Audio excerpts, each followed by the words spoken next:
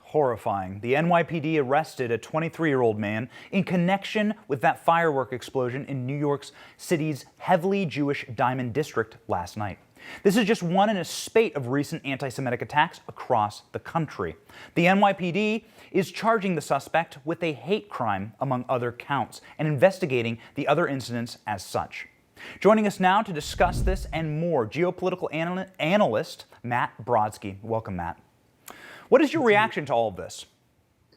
Look, I think it's sadly disgusting. Unfortunately, some of this has been predictable. We've seen last summer violence in many cities throughout the United States. But then we started seeing very specific anti-Semitic attacks, especially in New York, and you wouldn't hear anything about it. Now, you couple that with the way that the lockdowns were imposed, again, in New York specifically, where it seemed that the mayor there really just had a problem with Jews gathering when it came to Jews praying. It was not the same type of effect when it came to anyone else. Now, with this situation, the left is continuing to try to portray this as it's some form of anti-Israel sentiment. But look, this is frankly just plain anti-Semitism, and it's not being covered by most media. It wasn't even in the New York Times today.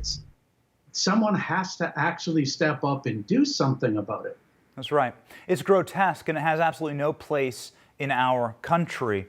The White House signed a bill to combat anti-Asian hate this week, but with the uptick in anti-Semitism in our country, Matt, do you think that the White House needs to say more about this? Do they need to pass an act to protect Jewish people?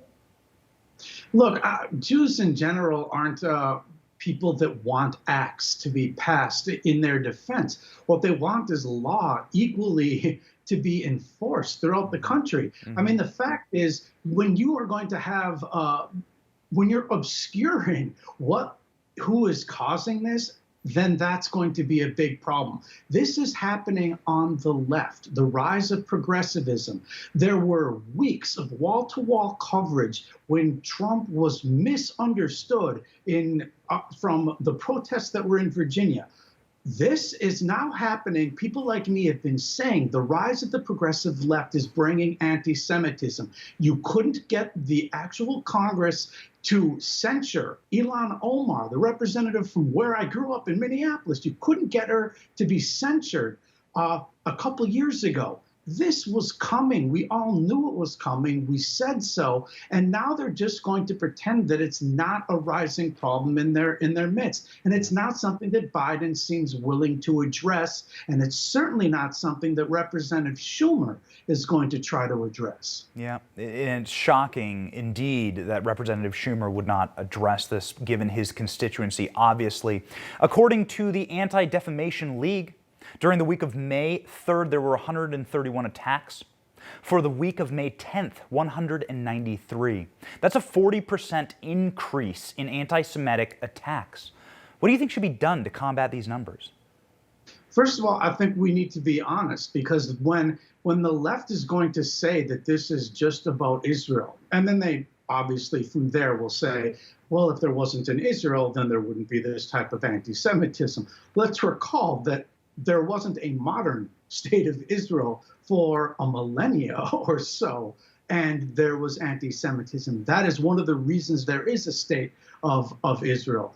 The reason, what we need to do, frankly, is to have the law enforced equally. That's just, it's a position that people on the right tend to have, which is we want equal treatment. That's what equality is. It's not special treatment. And by calling out the wrong groups of people and not addressing where the rise of this hatred comes from, which is primarily on the left, we're leaving a large blind spot, and that's not going to work out well for a lot of us. That's right. I'm glad you brought up the nation of Israel, the state of Israel, clearly under attack right now. And again, a grotesque anti-Semitic attack, indeed, from the people who are firing the rockets. But an ABC reporter shockingly asked Joe Biden about this at the White House, and the president gave a stunningly decent answer. Go ahead and listen. Do you recognize that there's been a shift, an evolution in your party? There is no shift in my commitment to the security of Israel, period. My party still supports Israel. Let's get something straight here. Until the region says unequivocally they acknowledge the right of Israel to exist as an independent Jewish state, there will be no peace. Matt, we have about 30 seconds here. What are your thoughts on that? You mentioned Ilhan Omar, obviously a voice of the modern Democratic Party. What are your thoughts on what the president said there? Look, I was actually impressed, and I would have a feeling that he may not have even meant to say it, because it is important when an American president says that Israel needs to exist as a Jewish state, because what that means in the conflict is that there won't be a separate Palestinian state while you have millions of Palestinian refugees coming into Israel to completely change the character of it. Whether he is able to apply this type of pressure over Congress when it comes to resupplying Israel, Matt, we only have a few seconds. Yep. Then I think we'll have to see. Yeah. Thank you, Matt Brodsky, Mideast geopolitical analyst. Thank you so much again. Thank you.